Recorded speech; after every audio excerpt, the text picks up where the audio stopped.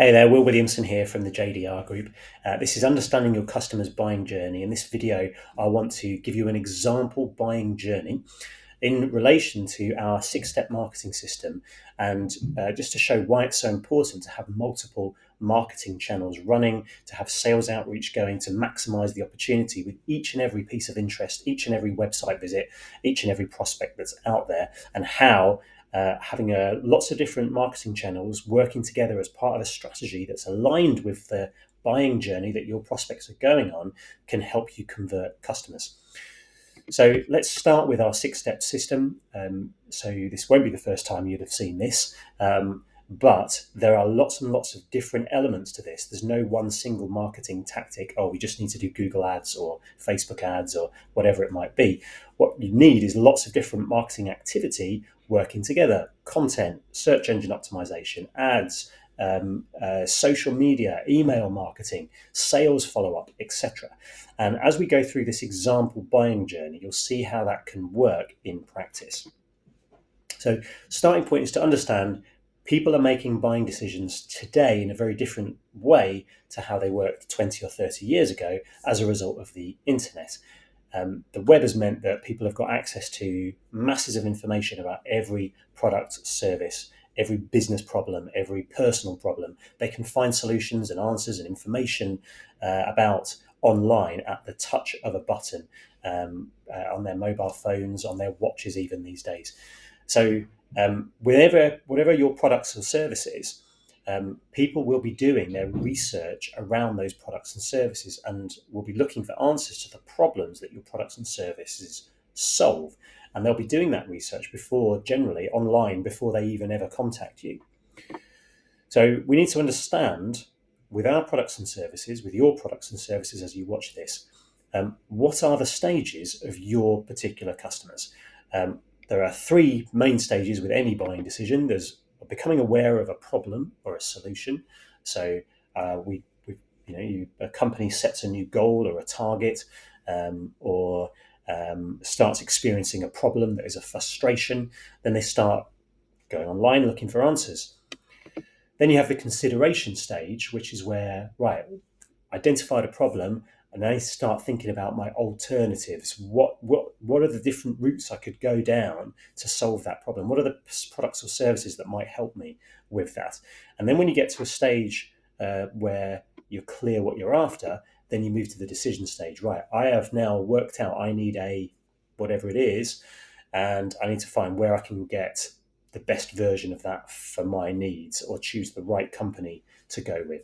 And it's the decision stage that you probably think about when you think about marketing. You think about, who are the people that are looking to buy my products and services?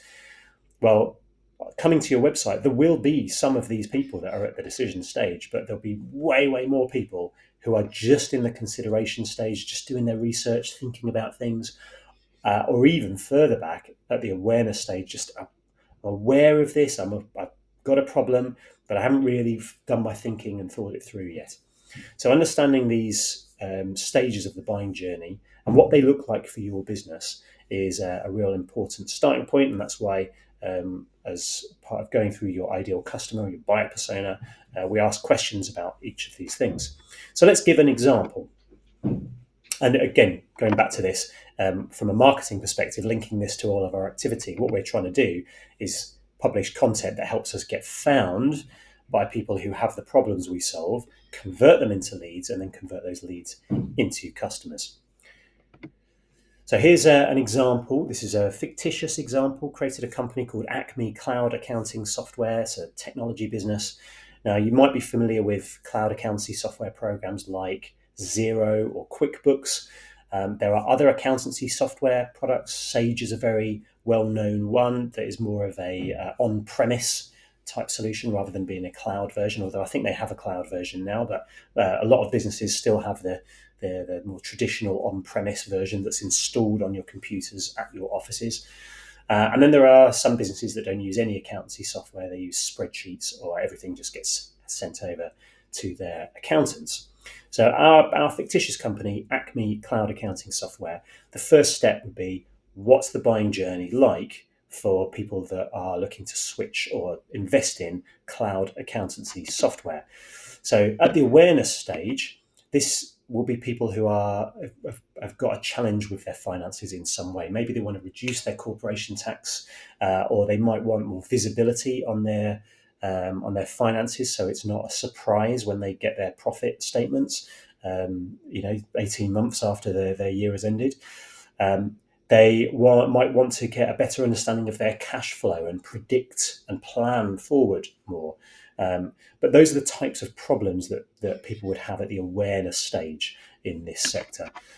So someone thinking, how do I reduce company taxes? The next stage might be, maybe I need a better accounting system. Maybe I need to get a better grip of my finances.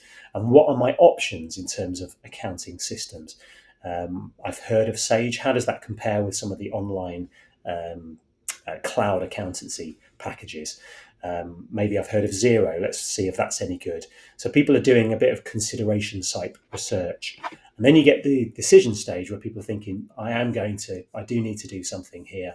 I'm going to look, what are the best? I'm going to get a cloud accountancy package. Let's look at the top 3, 4, 5 companies, decide which one is best for my particular needs. And that's the decision stage. So what I'm going to show you now is an example of a buying journey and how Acme, this fictitious company, can take someone who is at the awareness stage and interact with them all the way through this buying journey to take them through to the point where they've actually become a paying customer. And you'll see why it's so important to have multiple different marketing channels running. So what I'm going to do, I'm going to switch over to my drawing tool. Let me talk you through this. At the top, up here, we have the buying journey. So this is our buyer. Let's call them Steve. So Steve is a business owner and starts out at the awareness stage, thinking, how do I reduce my company taxes? Moves to the consideration stage, moves to the decision stage finally, and looking to actually get cloud accountancy software. And if I just carve this up, that's our awareness stage, that's our consideration stage, and that's our decision. So we've also divided this up based on, at the top here, these are all online events, Google searches, watching a video, clicking on a Google ad, going to social media, etc. So these are online events. Next level down, we've got visits to the Acme Cloud Accountancy website.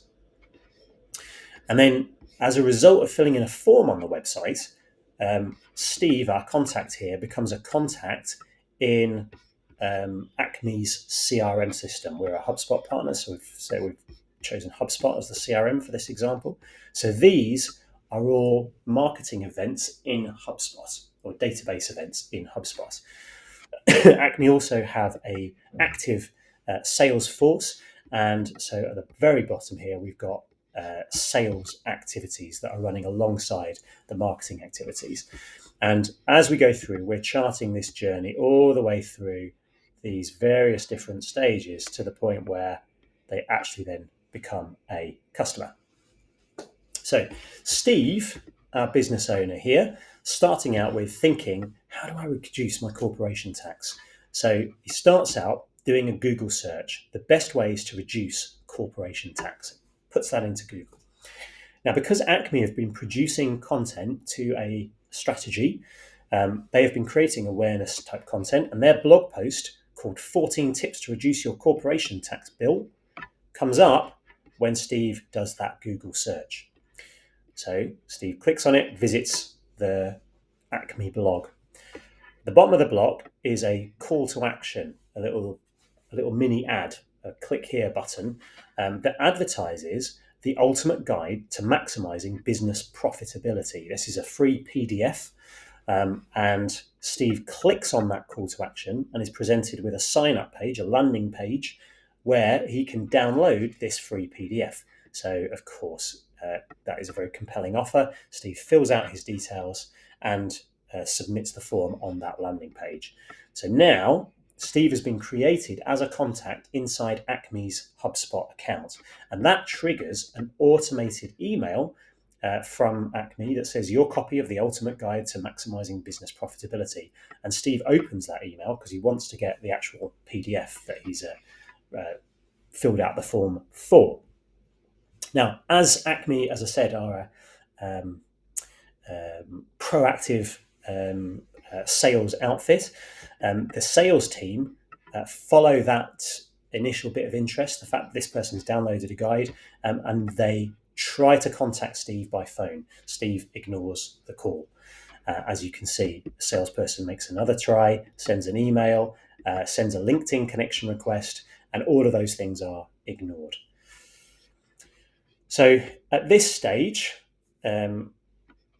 Steve has done a search, read a blog post, clicked through and downloaded a guide, been sent an email and has read the guide, and then goes back on with his day-to-day life in business. But he is starting to think now, maybe I should be thinking about my accountancy system. And so goes back to Google and does another search. This one, he types in Sage versus cloud accounting. He's starting to think about it now. Now, because Acme have been producing so much content, they actually have another blog post that comes up for that search. And Steve, recognizing the name of the company and saying, oh, that's that Acme that I downloaded that guide from, clicks on that blog post.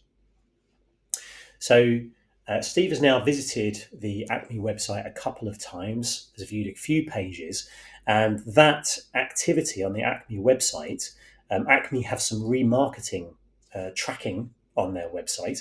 So when Steve goes to LinkedIn or YouTube or wherever it might be, he's then shown a video of Acme with a little mini demo of all the benefits of the Acme product and what it can do for his business. So Steve engages with that. He watches the video, and to the point where he thinks, they're quite interesting. I'll keep an eye on this company. And he goes to LinkedIn and he follows the company on LinkedIn. But that's it at this stage. The trail runs cold there. Meanwhile, back into our HubSpot track, Acme have got an automated workflow of emails. So they've already sent the copy of the Ultimate Guide to Maximizing Business Profitability. That was sent as soon as Steve had filled out the form. That was followed up with another follow-up email. Steve ignored that, didn't open it. And then another email. This one he does open. This one's called Discover the Hidden Profits in Your Company Accounts.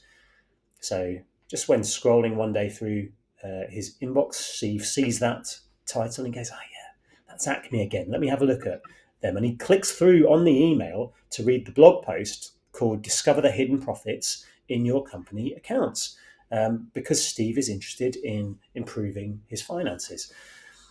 As a result of doing that, so Steve has now read one blog post, downloaded a guide, opened an email, read another blog post, watched a video, engaged with the company on LinkedIn, and has now opened another email and watched another blog post. Starting to get to know, like, and trust Acme. So Steve is moving along this journey and is now seriously thinking about, should I do something with my accounting software? So has read a bit about cloud accounting software and goes to Google and does a search for cloud accounting systems. He doesn't go to Acme, just says, I've seen all this stuff from Acme, but I'm just going to do a search for cloud accounting system and see who comes up. Now, as it happens, Acme are running Google ads. So when Steve does that search, the Acme ad appears and Steve says, it's them again, and does a little click through on the ad to visit a page called Acme Cloud Accounting Features, where all the different benefits and what the software does are laid out on a nice, easy page. So Steve is looking at that page, goes back to the Google search, has a little look around because they've just searched cloud accounting system. They have a look at some of the other alternatives out there. And then he does think, I do like that Acme. So does a search for Acme Cloud Accounting and visits the Acme homepage as a result. So he's seriously thinking now about Acme, decides to go and check their social media pages out just to see what the company is all about and what kind of thing they're doing on social media, likes the look of the pictures and videos that they post, and a little comes back to the website and a little live chat pop-up appears. So Steve is now thinking seriously about Acme and about changing his accountancy software. In the live chat, they offer a free demo of the Acme software solution. And Steve goes ahead and books that and books in a demo meeting, and he's now in the Acme sales process and looking at potentially becoming a customer. Now, as I hope you can see from this, this is a complex diagram rather, with lots of different things going on. But that is how a lot of business decisions are made. It's through multiple interactions with a brand or a company before they get to a point where they're booking in a meeting or making an inquiry. And what was great from Acme's perspective is they had all of this content and they had these follow-up systems and they had this sales outreach. And because they had all this, they had the remarketing ads running, they were running Google ads. If any one of those things wasn't in place, they may not have ended up with the sales meeting that they ended up with. But because they were using multiple different channels at each of these various different stages of the buying journey, they were able to take someone called Steve who had just a problem and was not really thinking about what to do about it, but was trying to improve something, and they were able to really influence that buying decision all the way through to booking and demo and going on and becoming a customer, hopefully. So if you would like some help in how you can apply this into your own campaign, into your own business, talk to your campaign manager. We're more than happy to review your ideal customer, your buyer persona, and your marketing program in light of learning more about how this can work. What's great about HubSpot is you can track and measure all of these interactions, and as time goes on, you'll see more and more customers that have bought from you, where you look back and you see all of these interactions on their timeline. I know in JDR, we've got lots of clients, maybe as you're watching this, you're one of them, that have had lots of interactions over the months and years before they've gone on and become a customer. And the time it takes sometimes from someone thinking I've got a bit of a problem to the point where they're booking a meeting can be months and years sometimes. But if you build this marketing system and all these there's collateral, the follow-up systems, the automation, the retargeting, you set all of that up, you've just got a system there that will pull people like Steve through your funnel and into becoming meetings, and you'll just get more and more and more of them progressively over time. Thank you for watching. I hope that's been useful, and look forward to speaking to you very soon. Bye for now.